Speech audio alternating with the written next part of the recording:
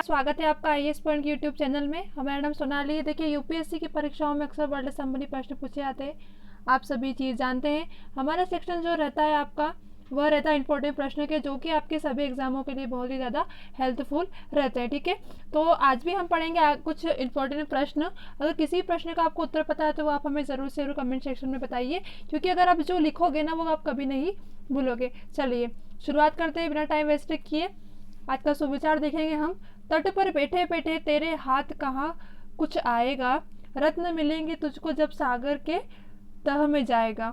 कुछ ना आए हाथ समझना, डुबकी अभी अधूरी है, चाहे कितना भी मुश्किल हो पहला कदम जरूरी है। ठीक है, बहुत ही बेहतरीन शुरुआत के साथ शुरुआत करते हैं हमारे पहले प्रश्न की ओर।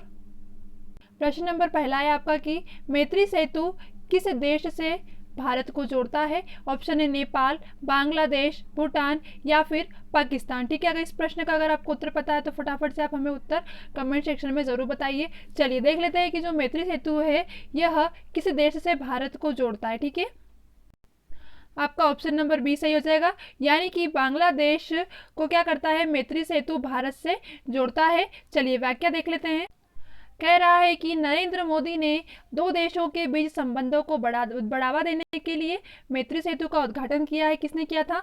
नरेंद्र मोदी ने। कि दोनों देश कौन कौन से, एक तो बांग्लादेश और भारत, इनके संबंधों को बढ़ावा देने के लिए मैत्री सेतु का उद्घाटन किया, जिसे भारत और बांग्लादेश मैत्री सेतु पुल कहा गया है। ठीक है, इस तरह जवाब का प्रश्न, आपके पहले का जवाब क्या हो जाएगा?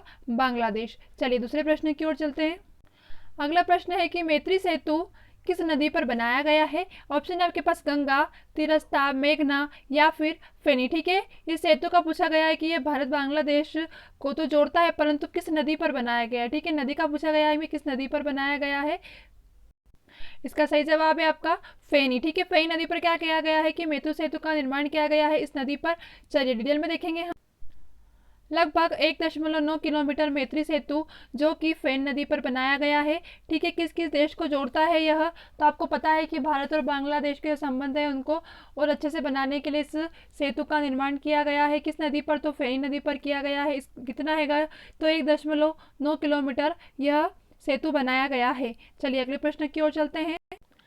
अगला प्रश्न है आपका कि भारत के सबसे लंबे पुल, ठीक है, इसका नाम क्या है। ठीक है, भारत का सबसे लंबे पुल का पूछा गया है। मैत्री सेतु, राम सेतु, डुबरी फुलवाड़ी या फिर हावड़ा। ठीक है, क्या कहा गया है कि भारत के सबसे लंबे पुल का नाम क्या है। ठीक है, सबसे लंबा पुल पूछा गया है भारत का। ठीक है, तो इसका सही जवाब क्या होगा? इसका सही जवाब होगा आपका ऑप्शन नंबर सी, यानी कि डुबरी फुलवाड़ी जो है यह भारत का सबसे लंबा पुल है। ठीक है, भारत का सबसे लंबा पुल कौन सा है? तो डुबरी फुलवाड़ी। ठीक है, चलिए देखेंगे हम। कह रहा है कि भारत का नया सबसे लंबा पुल ब्रह्मपुत्र नदी के ऊपर धुबरी और फुलवाड़ी के बीच बनाया जाएगा। ठीक है, बनाया जाएगा कहाँ पर? तो आपको याद रखना है कि ब्रह्मपुत्र नदी पर यह पुल बनाया जाएगा, जिसका नाम क्या होगा? धुबरी और फुलवाड़ी पुल। ठीक है, कौन सी नदी पर है? तो ब्रह्मपुत्र नदी पर है। चलिए अगले प्रश्न की ओर चलते हैं। अगला प्रश्न कह रहा है पनडुब्बियों ने एयर इंडिपेंडेंट पॉपुलेशन जो सिस्टम है इसका तात्काल लाभ क्या होगा। ठीक है, इसका तात्काल लाभ पूछा गया है। ऑप्शन आपके पास पनडुब्बियों द्वारा की जाने वाली आवाज यानी कि शोर कम होगा, पनडुब्बी समुद्र की सतह से 1 किलोमीटर के ऊपर उड़ने में सक्षम होगी। ऑप्शन है आपके पास कि केवल पहला, केवल दूसरा या पहला दूसरा दोनों या फिर इसमें से कोई नहीं। ठीक है, इसका जो सही जवाब होगा वो होगा आपका ऑप्शन नंबर ए, यानी कि जो पनडुब्बी है उसके द्वारा क्या होगा, उसके द्वारा जो की जाने वाली आवाज़ है और इसका जो शोर होगा वह कम हो जाएगा। इसके लिए क्या किया है कि पनडुब्बियों में क्या किया जाएगा, एयर इंडिपेंडेंट पॉपुलेशन सिस्टम को तात्काल मतलब लाभ में किया गया, लॉन्च किया गया। ठीक है, चलिए कह रहा है कि डीआरडीओ ने हाल ही में आईएपी प्रणाली विकसित की है जो भारतीय पनडुब्बियों को पानी में के नीचे की तुलना में सबसे अधिक जो घंटे होते हैं उन तक रहने में मदद करेगी। यह यात्रा करते समय शोर के स्तर को कम करते उप सतह प्लेटफॉर्म को घातक बना देती है, जिससे कि यात्रा करना मुश्किल हो जाता है। ठीक है, जो शोर होता है तो उससे क्या होता है कि घातक बना जाता है प्लेटफॉर्म। तो इस डीआरडीओ के उससे क्या होगा, इसने क्या किया है, आईपी प्रणाली विकसित की है जिसके कारण क्या होगा कि जो शोर होगा वह अत्यधिक कम होगा। ठीक है, चलिए इस तरह आपका ऑप्शन नंबर ए सही हो जाएगा। अगला प्रश्न है आपका कि डीआरडीओ की AIP प्रणाली निम्नलिखित में से किससे संबंधित है। पहला ऑप्शन है आपके पास lithium ion battery, phosphoric acid, fuel cell, केवल पहला केवल दूसरा या फिर दोनों, ठीक है, या फिर इसमें से कोई नहीं, ठीक है। इसका सही जवाब आपका हो जाएगा ऑप्शन नंबर बी, यानी कि जो यह फास्फोरिक एसिड फ्यूल सेल है, ठीक है। इससे क्या होगा कि यह डीआरडीओ की जो IAP प्रणाली है यह किस पर आधारित, तो यह फास्फोरिक एसिड फ्लू सेल पर आधारित है। तो इस तरह आपका ऑप्शन नंबर बी सही हो जाएगा, यानी कि जो IAP प्रणाली है यह फास्फोरिक एसिड फ्लू सेल पर आधारित है। अगले प्रश्न की ओर चलते हैं। कह रहा है कि उत्तराखंड के जो पहले मुख्यमंत्री थे वह कौन थे, ठीक है। ऑप्शन है आपके पास भगत सिंह कोश्यारी, नित्यानंद स्वामी, ND तिवारी या फिर रमेश पोखरियाल, ठीक है। क्या पूछा गया, उत्तराखंड के पहले मुख्यमंत्री कौन थे। तो हम बता दें आपको कि नित्यानंद जो स्वामी जी है ये उत्तराखंड के क्या थे, पहले मुख्यमंत्री थे।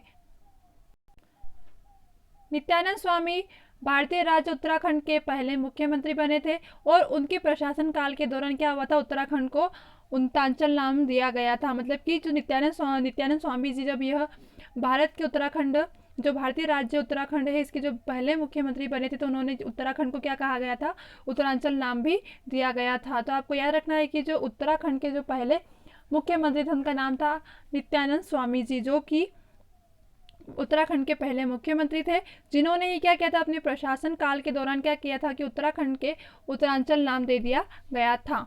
इस तरह आपका ऑप्शन नंबर बी सही हो जाएगा। अगला प्रश्न है आपका कि उडुपी रामचंद्र राव के बारे में कौन सा कथन सही है। ऑप्शन है आपके पास वह भारतीय अंतरिक्ष अनुसंधान संगठन इसरो के यानी कि इंडियन स्पेस रिसर्च ऑर्गेनाइजेशन के पूर्व अध्यक्ष थे, वह प्रसार भारती के पहले अध्यक्ष भी थे। ऑप्शन कह रहे हैं आपके पास कि केवल पहला केवल दूसरा, पहला दूसरा या फिर इसमें से कोई नहीं, ठीक है। चलिए क्या देखना है हमको कि उडुपी जो रामचंद्र राव है इनके बारे में कौन सा कथन सही है। आपको बता दें कि जो उडुपी रामचंद्र राव थे यह क्या थे, भारतीय अंतरिक्ष अनुसंधान संगठन यानी कि इंडियन स्पेस रिसर्च ऑर्गेनाइजेशन के पूर्व अध्यक्ष भी थे। इसके साथ साथ यह भारत प्रसार जो भारतीय के पहले अध्यक्ष भी रह चुके थे। तो इस तरह आपके ऑप्शन दोनों ही सही हो जाएंगे, यानी कि पहला दूसरा दोनों ही सही हो जाएगा। उडुपी रामचंद्र राव भारतीय अंतरिक्ष अनुसंधान संगठन के पूर्व अध्यक्ष थे। वह national centre for Atlantic and ocean research Goa के सह अध्यक्ष और प्रसार भारती के पहले अध्यक्ष भी थे, ठीक है। इस तरह ये टॉपिक आपका जो प्रश्न है इससे आपको समझ आ गया होगा कि ऑप्शन नंबर पहला और दूसरा दोनों ही आपके सही उत्तर है। अगला प्रश्न कह रहा है कि क्वांटम कुंजी वितरण के संबंध में सही कथन चुने।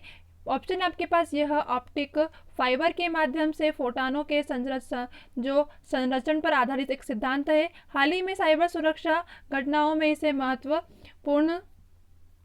मिला है। केवल पहला केवल दूसरा, पहला दूसरा या फिर इसमें से कोई नहीं, ठीक है। क्या पूछा गया है आपसे कि क्वांटम कुंजी का जो वितरण है यह किससे संबंधित, सही कथन चुनना है। आपको बता दें कि जो क्वांटम कुंजी वितरण है ना इसमें क्या किया गया है, आपका ऑप्शन नंबर पहला भी सही है कि यह ऑप्टिक फाइबर के माध्यम से क्या करता है, फोटोनों के जो संचरण होते हैं इस पर आधारित एक सिद्धांत सही है आपका। अगला जो है कह रहा है कि हाल ही में साइबर सुरक्षा घटनाओं से इसे महत्व मिला है, तो आपके ऑप्शन नंबर पहला और दूसरा दोनों ही सही हो जाएगा, ठीक है। यानी कि क्वांटम जो कुंजी वितरण है इसमें आपके दोनों ही ऑप्शन सही हो जाएंगे। चलिए अगले प्रश्न की ओर चलते हैं। कह रहा है कि दुनिया भर में नो स्मोकिंग डे कब मनाया जाता है, ठीक है। दुनिया भर में नो स्मोकिंग डे कब मनाया जाता है। ऑप्शन है आपके पास 10 मार्च के दूसरे बुधवार को, वार्षिक रूप से मार्च का दूसरा रविवार होता है या फिर ऐसा कोई दिन नहीं होता है, ठीक है। हम आपको बता दें कि दुनिया भर में जो नो स्मोकिंग डे है यह मार्च का जो दूसरा बुधवार होता है उसको ही मनाया जाता है। कब मनाया जाता है, मार्च का जो दूसरा बुधवार होता है तभी मनाया जाता है। क्या मनाया जाता है, तो नो स्मोकिंग डे के रूप में मनाया जाता है। किसे, नो स्मोकिंग डे के रूप में 10 मार्च नहीं, मतलब कि मार्च का जो दूसरा बुधवार होगा, यानी कौन सी भी तारीख कोई फिक्स नहीं है, पर इतना फिक्स है कि जो मार्च का जो दूसरा बुधवार होता है उसके दौरान ही यह बनाया जाता है। अगला प्रश्न है आपका कि संयुक्त सैन्य अभ्यास जो कि ड्रूस्टलिक 2 किस देश के साथ किया गया है? ठीक है, कौन सा पूछा है? संयुक्त सैन्य अभ्यास। ऑप्शन है आपके पास भारत और उज्बेकिस्तान, भारत या श्रीलंका, भारत ईरान, या फिर भारत और अफगानिस्तान। ठीक है, क्या पूछा गया है? संयुक्त सैन्य अभ्यास किस देश के साथ भारत ने किया है? इसका सही जवाब होगा आपका ऑप्शन नंबर है, यानी कि भारत ने जो संयुक्त सैन्य अभ्यास है यह भारत और उज्बेकिस्तान है, इन दोनों के साथ किया गया है। तो इस तरह आपका ऑप्शन नंबर ए सही हो जाएगा। भारत और उज्बेकिस्तान का जो संयुक्त सैन्य अभ्यास है यह 10 मार्च 2021 को रानीखेत उत्तराखंड में शुरू किया गया था। कब शुरू किया गया था? 10 मार्च 2021 को। कहाँ पर? तो रानीखेत जो कि उत्तराखंड में है, वहाँ पर यह शुरू किया गया था। ठीक है, क्या है? तो यह एक संयुक्त सैन्य अभ्यास है जो कि 10 मार्च 2021 को रानीखेत उत्तराखंड में शुरू किया गया था। किस किस के बीच? भारत और उज्बेकिस्तान के बीच यह किया गया था। ठीक है, इस तरह आपका ऑप्शन नंबर ए सही हो जाएगा।